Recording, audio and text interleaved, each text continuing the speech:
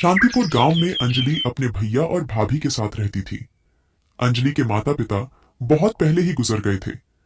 तब से अंजलि के भैया ही उसकी पूरी तरह से ख्याल रखते थे।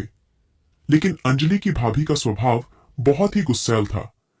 वो अंजलि को हमेशा परेशान किया करती थी और जब उसके भैया घर पे होते थे तो अंजलि के साथ बहुत प्यार से बर्ताव करती थी ताकि उसके भैया को पता न चले। एक दिन अंजलि के भैया को ऑफिस के काम से 20 दिन के लिए बाहर जाना पड़ा। जैसे ही वो बाहर गया उसके बाद बेचारी अंजलि के साथ बहुत ही बुरा किया।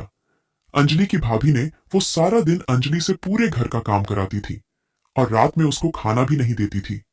अब ऐसे ही दिन गुजरता रहा। उसकी भाभी उसको परेशान करने का एक भी मौका नहीं छोड़ती थी। पूरे 4 दिन बीत चुके थे अंजलि को खाना खाए हुए।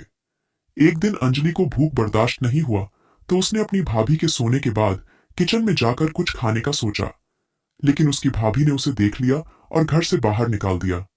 बहुत रात हो चुकी थी। अब इतनी रात को अंजलि जाती भी कहा।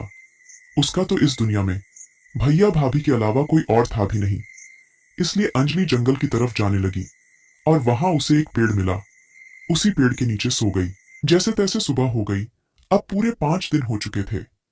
अंजलि को खाना खाए हुए भूख की वजह से वो काफी कमजोर हो चुकी थी। आज अंजलि को अपने भैया की बहुत याद आ रही थी। फिर अंजलि बहुत रोने लगी। तभी पेड़ से आवाज आई, क्या हुआ तुम्हें, तुम क्यों रो रही हो? तब अंजलि घबरा जाती है। फिर पेड़ से आवाज आती है कि घबराओ मत, मैं एक जादुई पेड़ हूं, मैं तुम्हारी मदद करना चाहता हूं, बोलो क्या चाहिए तुम्हें? तब अंजलि ने कहा, मुझे कुछ खाने को दे दो और मेरे पास रहने को भी घर नहीं है। तभी जादुई पेड़ ने अंजलि को बहुत सारे तरह तरह के पकवान दिए और अंजलि के वही जंगल में एक प्यारा सा घर भी बना दिया।